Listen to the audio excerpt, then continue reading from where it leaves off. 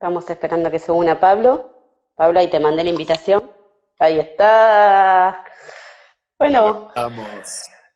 quedé arriba, Vos quedaste arriba, claro, obvio. obvio. Ahí se van sumando la gente, así que esperamos un minutito. Mientras tanto, le vamos contando a la gente que acá en la ciudad de Junín somos un equipo que se llama Conexión Sí, un equipo transdisciplinario, como nos ha enseñado Pablo a nombrarnos. Bueno, somos psicólogos, psicopedagogos, fonoaudiólogos, nutricionistas, médicos, así que bueno, nada, hoy lo invitamos a Pablo Farneda, pero bueno, vamos a esperar, se van sumando gente, ¿viste? Mirá Sí, cuántos seguidores que tenés, qué impresionante que en un segundo ya hay ¿viste? 22 personas acá. Sí, ¿viste? Y se siguen sumando, se siguen Es muy sumando, loco, yo pensé que esto no existía, que me hablaban de los ¿viste? vivos de Instagram, pero que eran eran una ficción. Hola, nos van saludando, Ahí veo ahí, hola saludos a de gente todos, conocida, sí. Gente que te conoce, gente que no, así que ahora lo vamos a contar. ¿Quién es gente Pablo? amiga. Ahí está Nadia, Sí, Paula, Diego. existe. Acá una colega de Junín, Belén Godoy, existimos, dice. Diego, hola Diego. Ahí se conectó la psicopedagoga del equipo, María del Carmen Núñez, las otras psicólogas, Virginia Fesotti, como por ahí se van sumando. Bueno, Sonia, eh, Gaby, hola Gaby Gaby. Cavallo, hola Gaby. ¿Cómo nos extrañamos en el abrazo, no? Totalmente, totalmente. Bueno, se sigue sumando gente, ¿viste? Sí, Hasta, hola Ivana, a ver, les vamos contando que a medida que se va desarrollando esta conversación con Pablo, pueden ir haciendo comentarios, haciendo preguntas, algunas se van a poder responder por el tiempo, otras quedarán, ¿no? Para esa, después. esa, esa que manda corazoncitos es Soraya, seguro, ¿o no? Sí, creo que sí, por la foto, por la foto, porque no sé. Ahí está la doctora, ginecóloga del equipo, Vanessa. Ahí se Oh, sumó qué mi hermana, placer.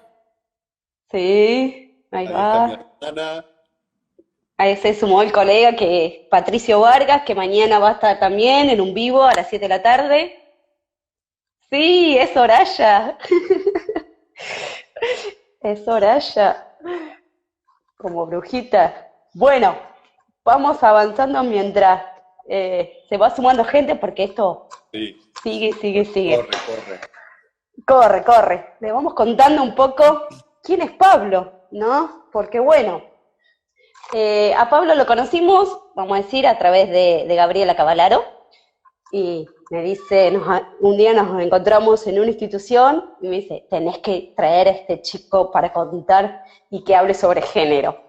Bueno, así fue que un 18 de abril de 2020 armamos una jornada sobre perspectiva de género y bueno, y porque ante la situación actual que sabemos no la pudimos realizar, pero sí se va a reprogramar para la gente que está toda anotada.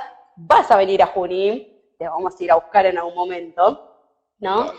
Pero bueno, aquí se los presento, Pablo Farneda, él es doctor en Teoría e Historia de las Artes, es licenciado en Comunicación Social, es especializado en procesos culturales, es docente de grado en las carreras de Comunicación Social, de Arte de la Escritura, de Psicología 1, de Salud, y docente de posgrado en la maestría en vínculo del Instituto Universitario, del Hospital Italiano, y la formación de posgrado de la Fundación de Familia y Pareja.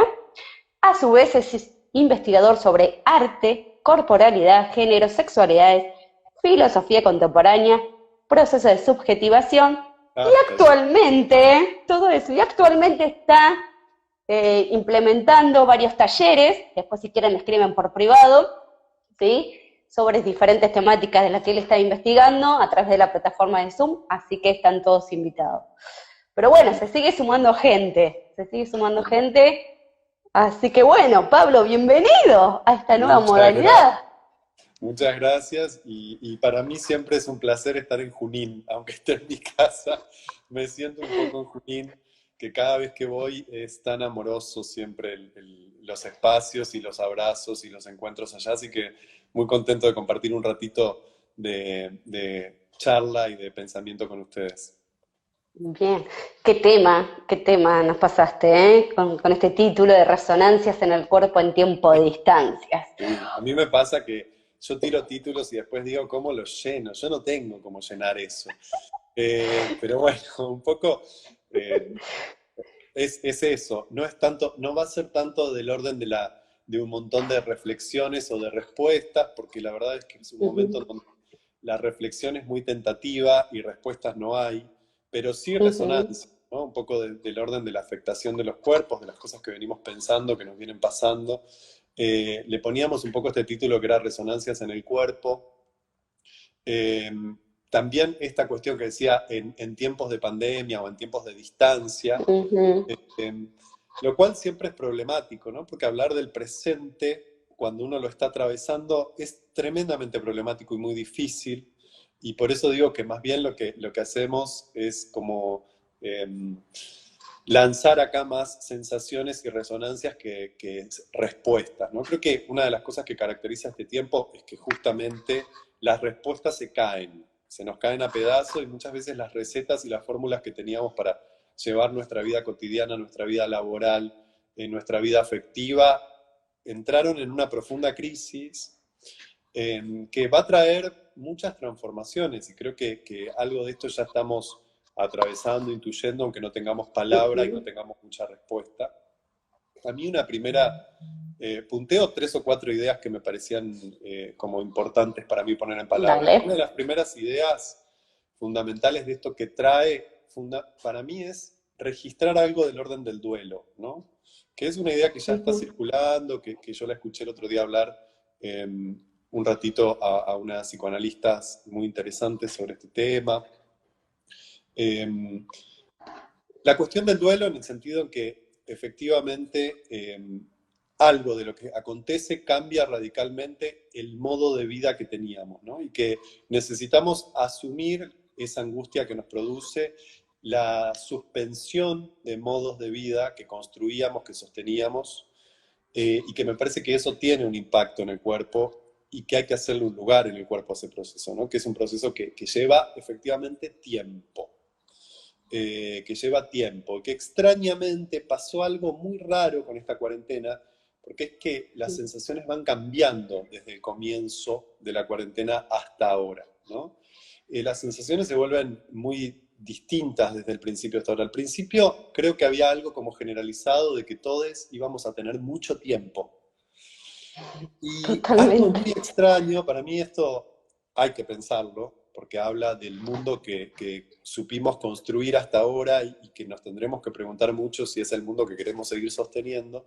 ¿Cómo es que en 46, 47 días de encierro, de pronto ya nadie, otra vez, ya nadie tiene tiempo? ¿No? Eh, Esto, aunque parece casi un chiste, desnuda muchas cosas. Una de las cosas que desnuda son las relaciones de poder. Primero las situaciones, o sea, relaciones de poder también en el sentido de situaciones de privilegio, ¿no? Ujú, Un totalmente. poquito, una de las cosas que hablábamos hace un rato o que venimos conversando en distintos espacios es este hecho de que después de un mes y pico, un mes y medio de cuarentena, se desnudan ciertas lógicas de quién lleva adelante un montón de los trabajos que implica una casa, ¿no? Que implica la crianza, que implica la comida, que implica la limpieza. Que me parece que hablando de si un poco lo que a mí me convocaba a Junín en abril iban a ser cuestiones de género, acá hay una cuestión de género que hay que poder poner en palabras y tematizar, y es cómo parece que muy rápidamente, otra vez, las mujeres, después de más de un siglo de luchar por una autonomía, por una posibilidad de salir de la cocina, de salir del hogar y de dejar algo de todas las tareas domésticas, pareciera que otra vez son aquellas que tienen que encargarse masivamente de las tareas del hogar, ¿no? más allá de que estamos viviendo una época en donde es cierto que también los varones se hacen cargo de la crianza, también comparten los trabajos domésticos, lo decimos siempre, ¿no? Los varones Ujú. no ayudan, no se trata de que ayuden, se trata de que hagamos las cosas a la par, ¿no? De que nos saquemos esa idea de la ayuda de la cabeza. Pero sin embargo, muy rápidamente igual recae algo de la tarea sobre el cuerpo de las mujeres, ¿no? De la tarea doméstica, complejizado con el hecho de que también esas mujeres tienen que hacer el teletrabajo, home office, o mejor dicho, como una expresión que está circulando ahí es trabajo en época de crisis, que no es lo mismo que home office, ¿no? Totalmente. Como que se legitima cierto modelo familiar, ¿no? Nuevamente, ¿no? Este rol ahí de la mujer, como que vuelve, ¿no? Como a tener que hacerse cargo, ¿no? De las Totalmente. tareas domésticas.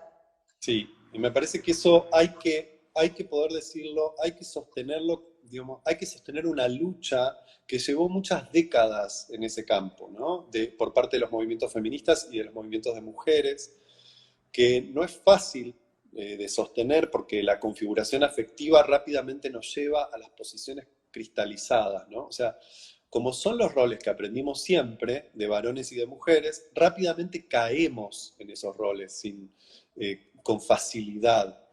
Entonces, esto desnuda algo de las estructuras de poder establecidas previamente a la crisis. A mí me parece, yo vengo diciendo así como en algunos espacios, que la crisis del COVID y de la cuarentena y todo, más bien, digamos, transforma profundamente nuestras vidas, pero también desnuda profundamente relaciones de poder y modos de funcionamiento de lo social que ya estaban instalados, ¿no? Que son parte de nuestros Ujú. modos de vida.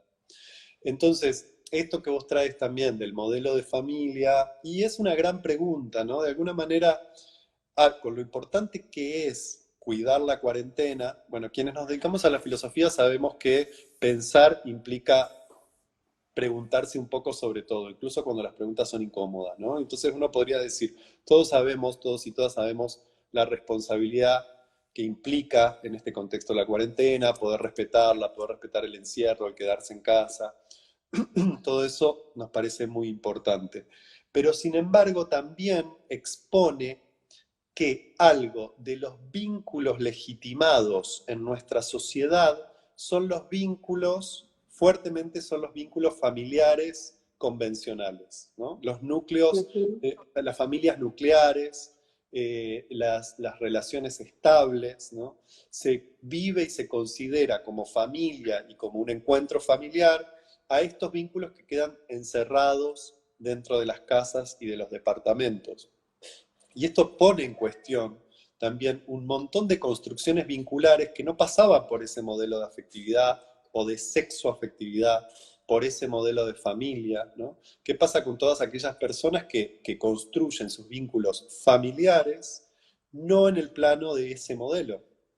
Y que algo de la cuarentena pone profundamente en crisis, porque efectivamente aísla, ¿no? O sea, para muchas personas esto es un tema de sufrimiento psíquico colectivo, ¿no? Porque esto cuando decimos psíquico siempre es colectivo.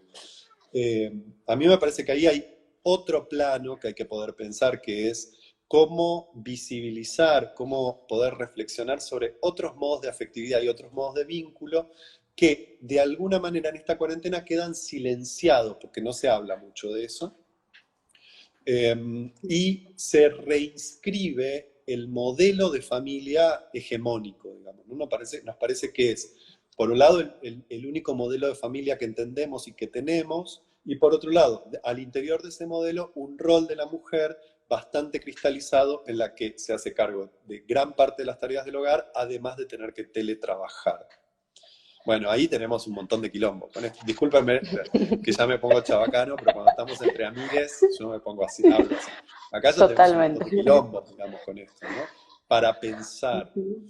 De hecho, después vamos a ver cómo podríamos compartir una nota que estuve leyendo hoy que me compartió Emmy Holstein, que es una nota de un medio muy interesante que se llama Feminacida, Ujú. que es un periódico virtual en donde sacaron una entrevista que yo la quería traer un poquito y la quería nombrar porque me parecía muy interesante. Le realizaron una entrevista a una investigadora, docente de UNTREF, de la Universidad de 3 de Febrero, que se llama Sofía Escacerra. Realmente la nota me parece muy interesante porque visibiliza algo de estas cristalizaciones del lugar de la mujer en el trabajo, ¿no?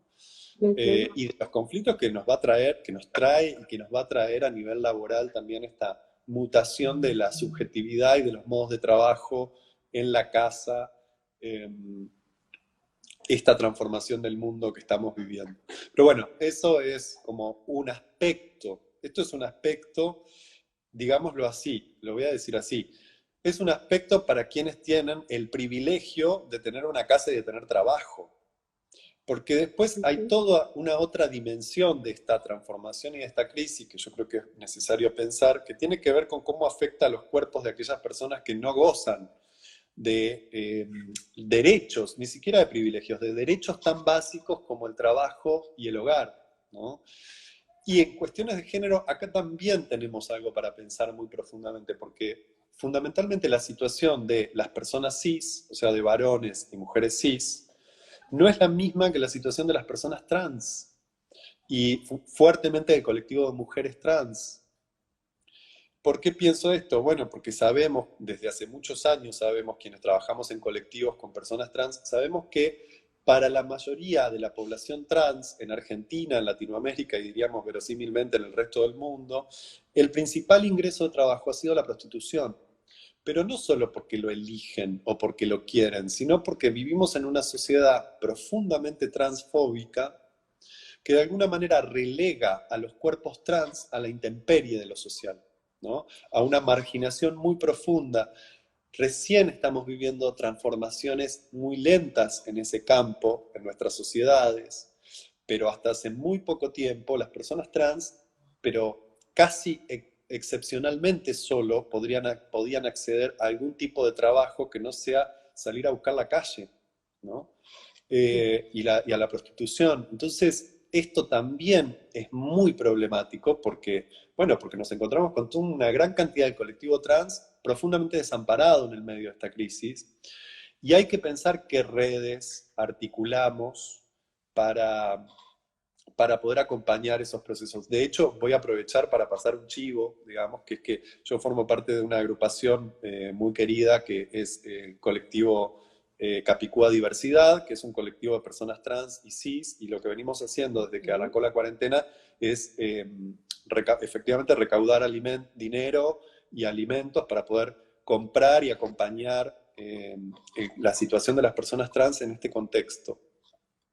Y bueno, me parece que esto es otra dimensión también de cómo la distancia, ¿no? La distancia afecta a los cuerpos. Bueno, no sé, ahí tiré como varias. Varias coordenadas con... Sí, sí, Sí. continúa, continúa. No. Pienso que que estas son algunas de las resonancias que tenemos que poder pensar, digamos, o sea, y que de alguna manera también tal vez nos sirven para poner en perspectiva las situaciones singulares, ¿no? Cuando uno puede ver que tal vez uno está pasando esta situación con un montón de malestares, pero también con un cierto cobijo, ¿no? Que otras personas no tienen y que eso puede ser una oportunidad también para pensarnos. Entonces, acá había como otra pata de este proceso que podría nombrar, que a mí me hacía pensar también si toda esta distancia, digamos, que se nos impone en el campo social y en los vínculos y en las relaciones, no era también, y de alguna manera, así como al principio nombré la necesidad de elaborar algún tipo de duelo por la vida que vivíamos, por las vidas que sosteníamos o por las transformaciones del campo social, también eso no puede ser pensado y atravesado o transformado en un acontecimiento, ¿no? Y un acontecimiento, en términos de la filosofía, es aquello que no tiene ningún término moral, digamos, no es ni bueno ni malo, es aquello que de alguna manera extraña nuestra vida como era hasta el presente y nos permite pensar que puede haber otros modos de vivir o que puede abrir otros mundos posibles. Eso podríamos definir como un acontecimiento. Acontecimiento es siempre aquello que irrumpe en nuestra vida y que desbarata lo conocido, que no era posible de ser previsto, ¿no? Solo muy a posteriori empezamos a hacer relatos de, bueno, pero esto podría haber, no sé qué, pero cuando el acontecimiento irrumpe, nuestra vida entra en un estado de suspenso, ¿no? Y no lo podíamos haber previsto. Los dos grandes acontecimientos con los que vivimos los seres humanos son con la muerte y con el amor, ¿no? O sea, la muerte y el amor son acontecimientos, fundamentalmente, desbaratan todo lo conocido, lo que transcurría en un sentido lineal en nuestra vida y a sintonizar y a experimentar cosas nuevas. Entonces, de alguna manera, si uno pudiera pensar este tiempo como un tiempo de un acontecimiento, también sería, creo yo, un acontecimiento para pensarnos, ya no de manera individual, pero sí de manera singular. O sea, hay algo de este tiempo que nos fuerza a mirarnos. Hay algo de este tiempo que nos fuerza a registrar un adentro, ¿no? A un ir para adentro. Y esto es muy extraño porque también, digamos, vivimos en un mundo que hasta ahora nos daba todas las posibilidades muy fácilmente servidas para que escapemos al registro de lo que nos está pasando, ¿no? O sea, para que taponemos con consumo, para que taponemos con salida, con medios de comunicación, con noticias, con calle, con fiesta, con todo lo que sea, ¿no? Con trabajo compulsivo, para que taponemos todo el proceso de cosas que nos pasan. Y de pronto, esto es extraño, porque digamos, uno puede decir el capitalismo se aprovecha muy bien del COVID, pero no podemos decir que el capitalismo lo haya Instalado. diseñado totalmente. Hay algo de la interrupción del COVID que también interrumpe las lógicas capitalistas. Y creo que ahí se abre una brecha para el acontecimiento, ¿no? Que es, bueno, parar algo también, ¿no? Parar algo de la lógica de la aceleración total. Algo se realenta, algo se desacelera en este tiempo, o puede desacelerarse. No digo que acontezca, digo que puede acontecer. Y en esa desaceleración hay un tiempo para mirarnos. Y yo creo que ahí se nos impone, digamos, o se nos fuerza, o se nos puede proponer algo del trabajo del sí mismo, que es un concepto que a mí siempre me gustó mucho en Michel Foucault, ¿no? De Michel Foucault. Foucault tiene esta expresión del cuidado de sí, que me parece a mí siempre potentísima, que es una idea de un cultivo, de una riqueza, claro, lo que pasa es que uno lo dice así, suena casi autoayuda, ¿no? Pero una riqueza interior, y a mí el interior ya nunca me gusta mucho la expresión de la riqueza interior.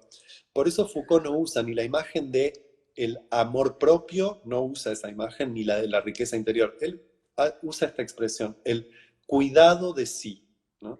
La idea del cuidado de sí como un trabajo paciente sobre el propio cuerpo y la propia subjetividad para hacer crecer algo, ¿no? Algo que potencie nuestra existencia.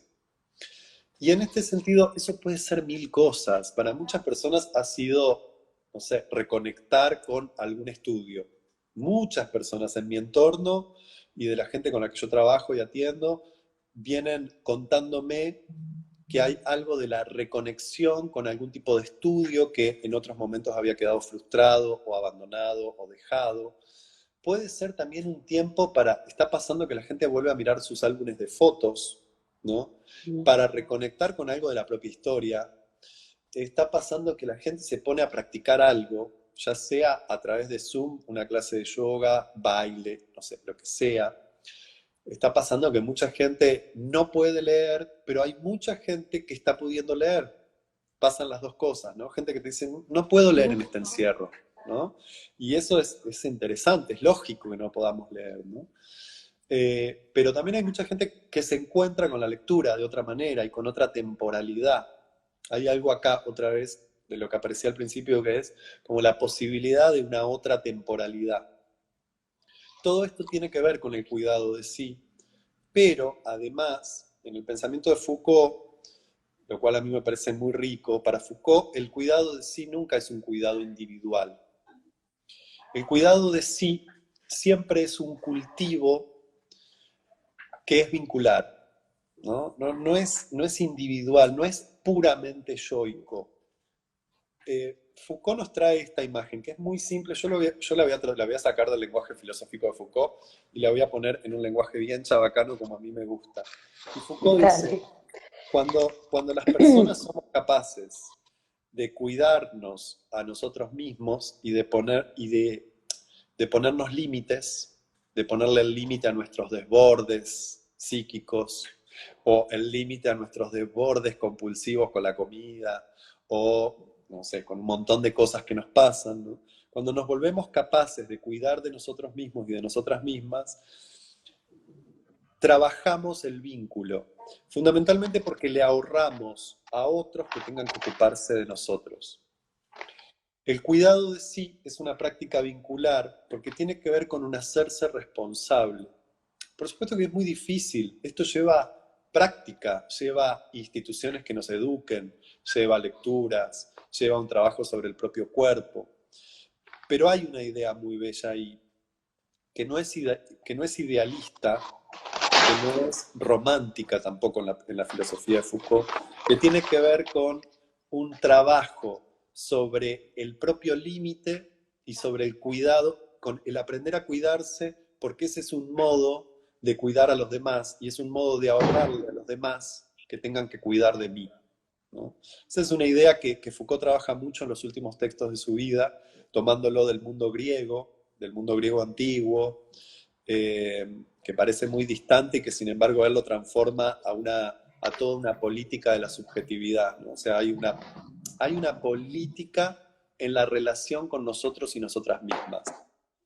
Y esto es interesante porque yo creo que una de las cosas a las que más brutalmente nos debe enfrentar este encierro debe de ser, por ejemplo, la pregunta de, che, ¿cómo nos tratamos? ¿Cómo nos tratamos? ¿Cómo nos tratamos a nosotras mismas? ¿Cómo nos hablamos? No sé si nos prestamos mucha atención a eso, ¿no? ¿Cómo nos hablamos? Hay algo ahí que tiene que ver también con, que es del orden del don. Si yo puedo cultivar algo en mí, es algo que yo tengo para dar.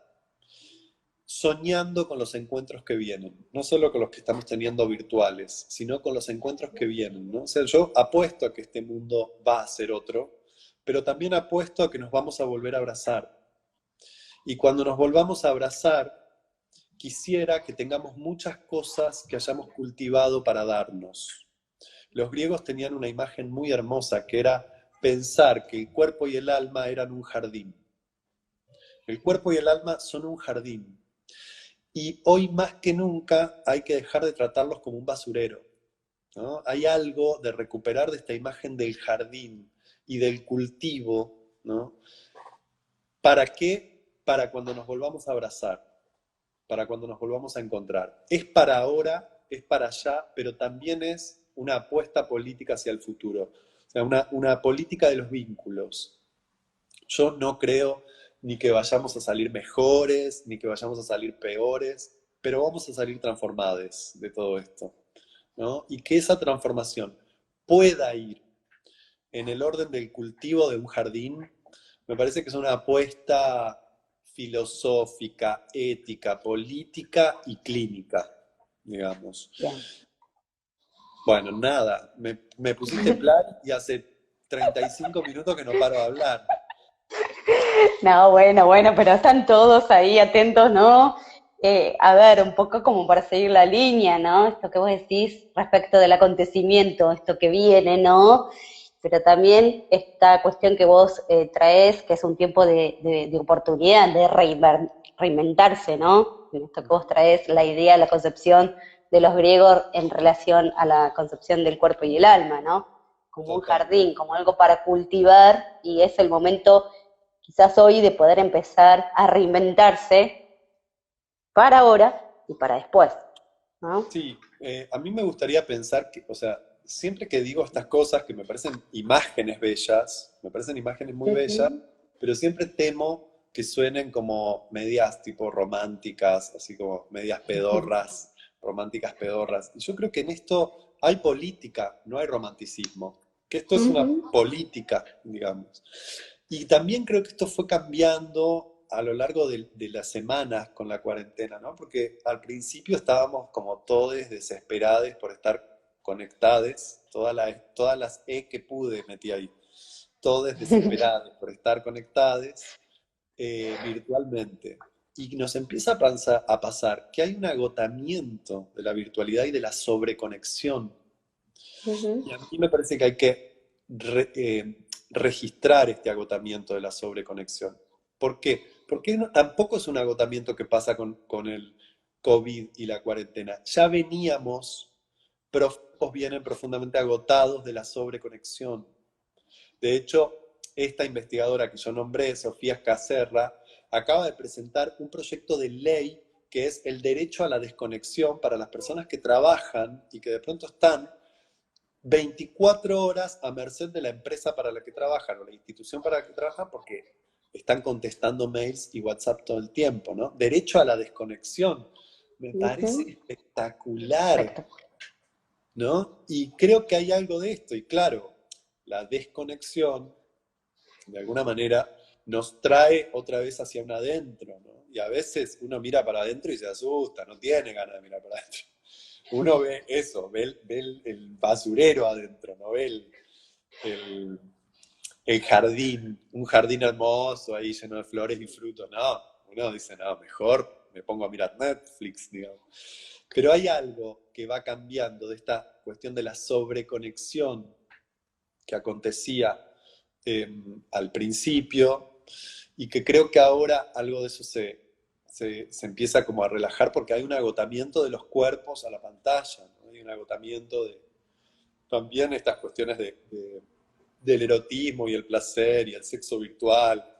Bueno, qué sé yo, hay algo donde ya está, ¿no? Como parece que dio todo lo que podía dar.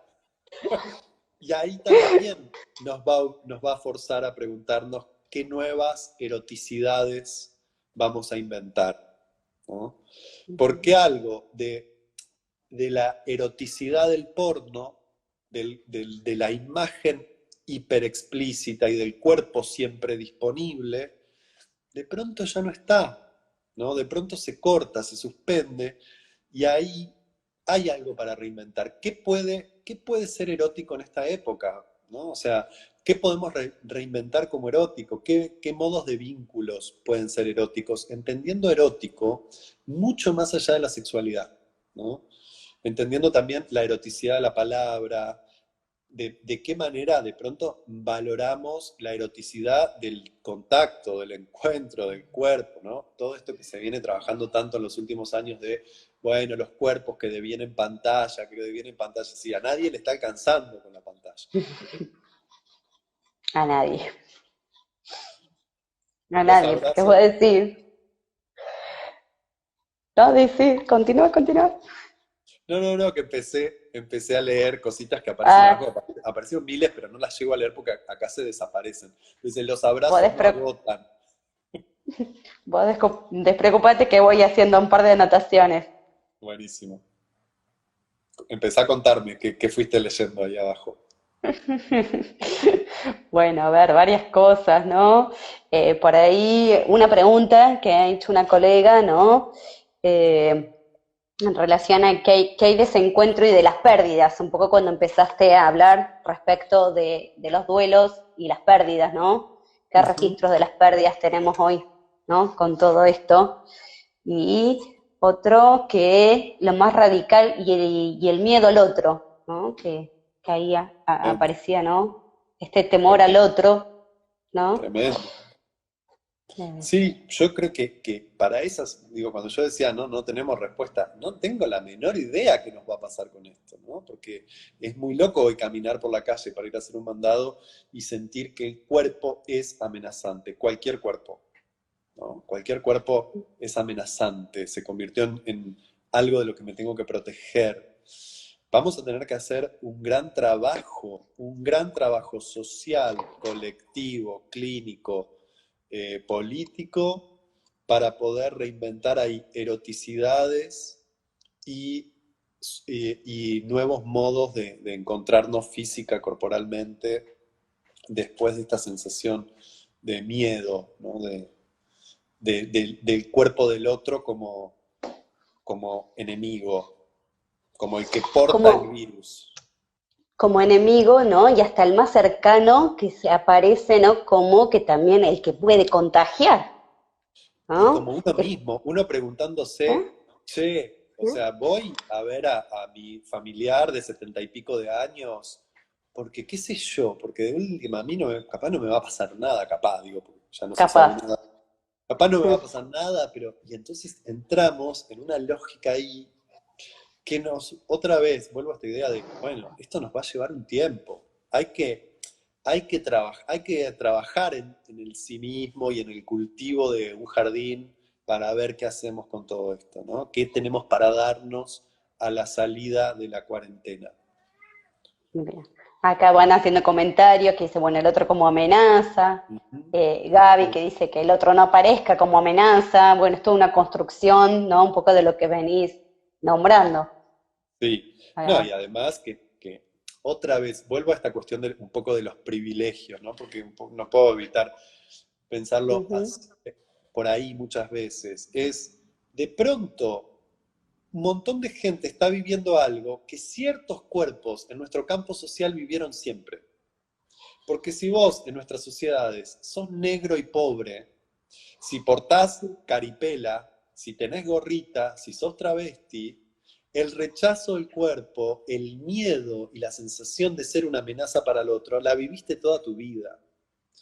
Lo mismo pasa con todo lo que vino pasando acá en Buenos Aires y en muchas otras ciudades respecto, por ejemplo, de la policía y del control policial continuo, y de pronto salís a la puerta de tu casa y te piden el documento y el permiso y el no sé qué.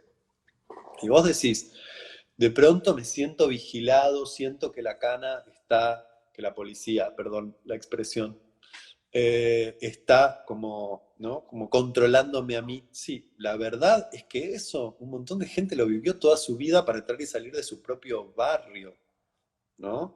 Teniendo que pagar peajes y siendo controlado por distintas fuerzas de seguridad, y de pronto ahora nos afecta o nos llama la atención porque nos está tocando en el barrio de clase media alta en Buenos Aires, ¿no? Y creo que es una buena oportunidad para visibilizar esto, que muchos de los problemas que estamos teniendo ahora la clase media son problemas que tienen otras personas que no son de clase media, que la padecen en otros sentidos. Me parece que lo del cuerpo como amenaza es muy interesante por esto, porque en esta sociedad ha habido muchos cuerpos leídos como amenazantes. Ahora de pronto todos, ¿no? Todos. Y wow, wow, esto es como muy loco. Después también las cuestiones de vivir, los modos singulares de vivir en encierro. Vieron que quienes me conocen saben que yo siempre hago un poco de algún tipo de relato personal o autorreferencia a mis propias experiencias, ¿no? Pero, Ujú. ¿saben que yo hace varios días tengo la imagen de, bueno, yo soy puto, la gente que me conoce ya lo sabe, ¿no? Tengo la imagen del closet. Yo viví en el closet un montón de años. O sea, yo sé lo que es vivir en cuarentena. Por supuesto, no era esta, ¿no? Pero hay algo del encierro que hace un tiempo, yo digo, por qué hay algo de esta sensación que se me presenta como familiar? Claro, claro que sí, claro que para mí la sensación va a ser familiar. Si de alguna manera es un closet, de alguna manera es un encierro, en donde no podés besarte en la vereda con alguien. Yo ya viví lo Ujú. que es estar a 2 metros de distancia de alguien que quisiera besar y no puedo besar, ¿no? No tiene ni punto de comparación en un punto. Pero en otro punto es una memoria de mi cuerpo, es una memoria corporal para quienes formamos parte del campo de la diversidad o de las sexualidades diversas o lo que querramos. Bueno, vos también hacías referencia, digamos que esto es para todos ahora, ¿no? Pero sí empezar a pensarse cada uno en su propia subjetividad, ¿no? por ahí pensaba, ¿no? En esto algo del encierro, ¿no? De esta cuarentena, ¿cuál es para cada uno, ¿no? Porque Total, bueno, vos traes tu ejemplo, ¿no? De cómo viviste la época donde no total, podías, ¿sí? Besar a tu pareja, porque ibas a ser o señalado o cosificado, ¿no? Puesto, ¿no? En este significante que vos traes, puto. Entonces, total, como puto, no podés, ¿no? No estás habilitado, no tenés permiso para poder hacerlo. Y tal cual. pensaba, ¿no? Desde mi profesión, ¿no? En relación a la subjetividad, ¿cuál será, ¿no? En esta cuarentena, lo que nos ha encerrado a cada uno. Si Nuestros, cada uno lo ha total, podido, si cada uno lo ha podido identificar, ¿no? total, me parece interesantísimo esto que se armó porque no lo había pensado hasta ahora. Es la primera vez que lo pongo en palabras en estos días con vos, Ajá. ahora acá. Y me parece que no lo había pensado hasta ahora, pero que es muy interesante. O sea, ¿cuáles serán nuestros closets, digamos, ¿no? ¿Cuáles serán nuestros Claro. encierros de cada uno? Y de qué Ujú. manera esto actualizará muy diferentes encierros para distintas personas. Y ahí hay una pregunta interesante para la subjetividad, ¿no?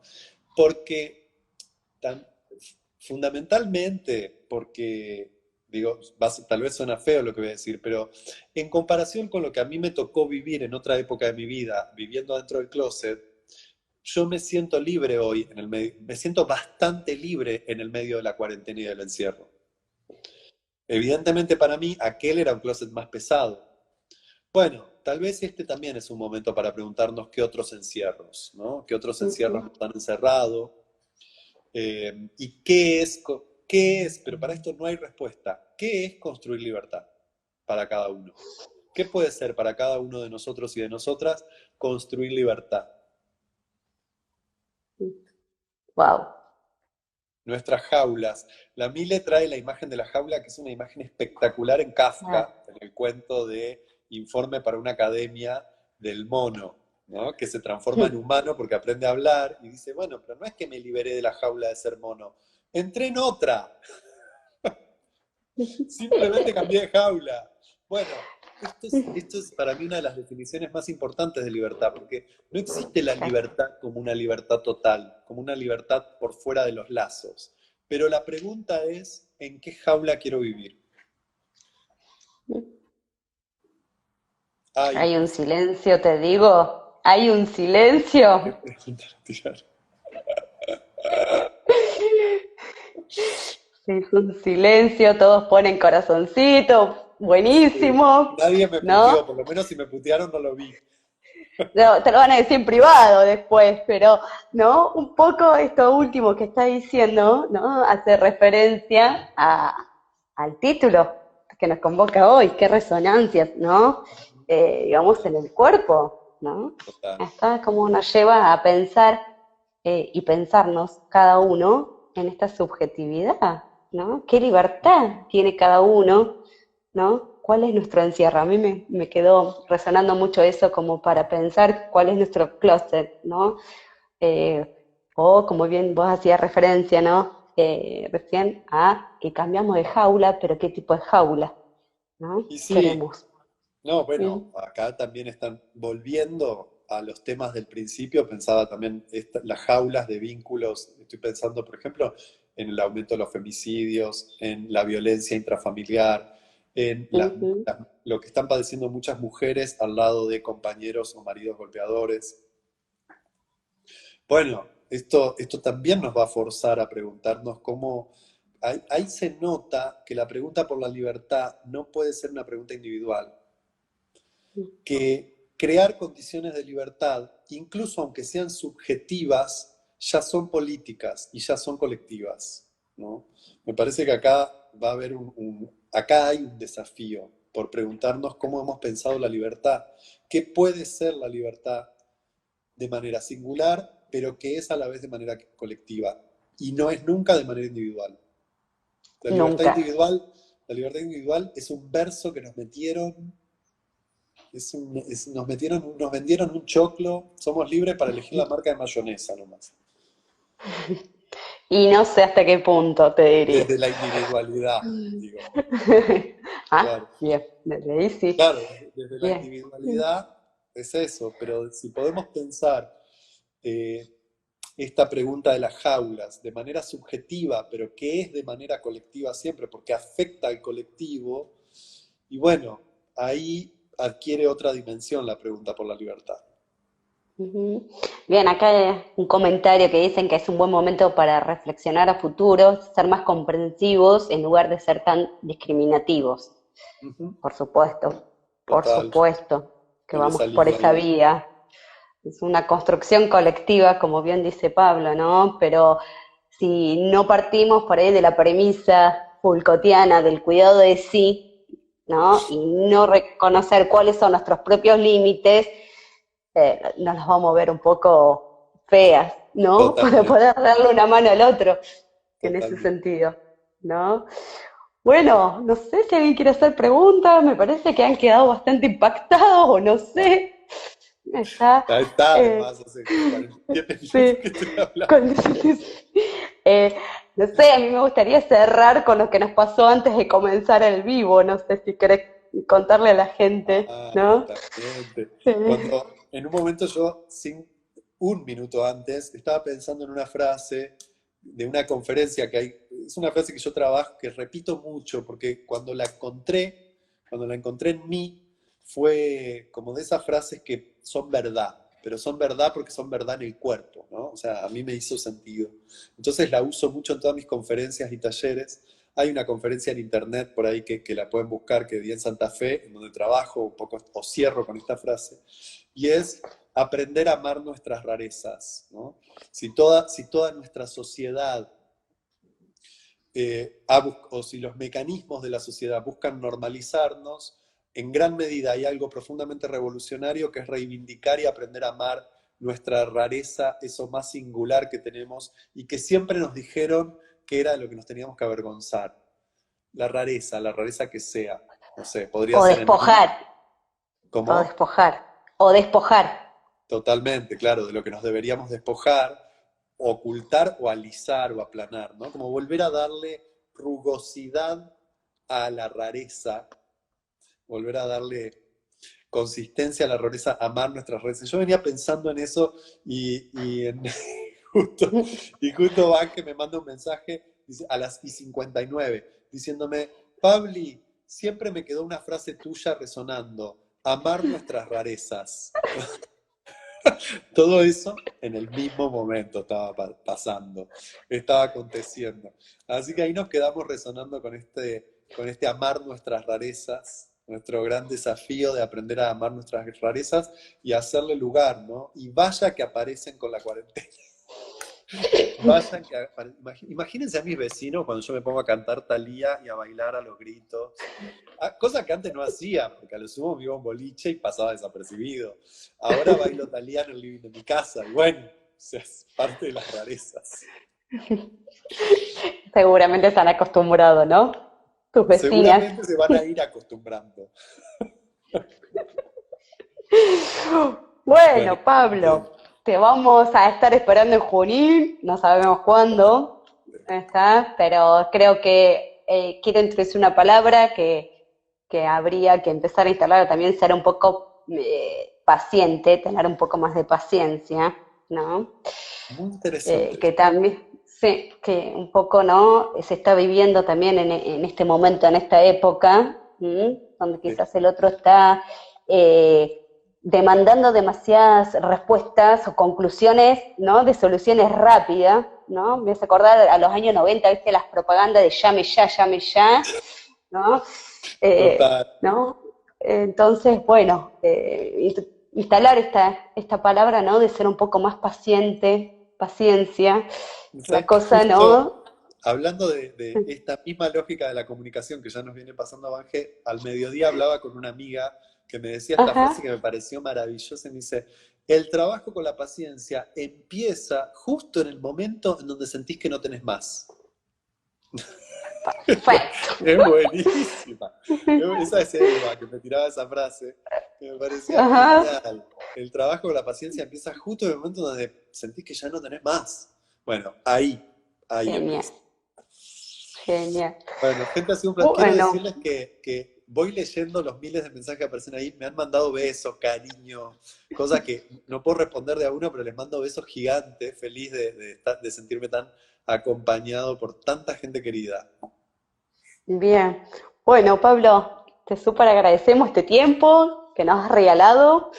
Nos ha dejado un montón de resonancias. Ya veremos por ahí los que no se animaron a poner en algún comentario, después por ahí lo hacen en privado. Si tienen dudas, preguntas, que consulten. Estamos abiertos para recibir, ¿no? Las Sí, inquietudes que tengan.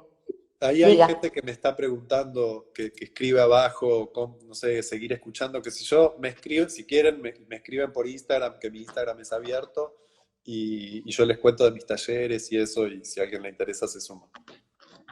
Perfecto.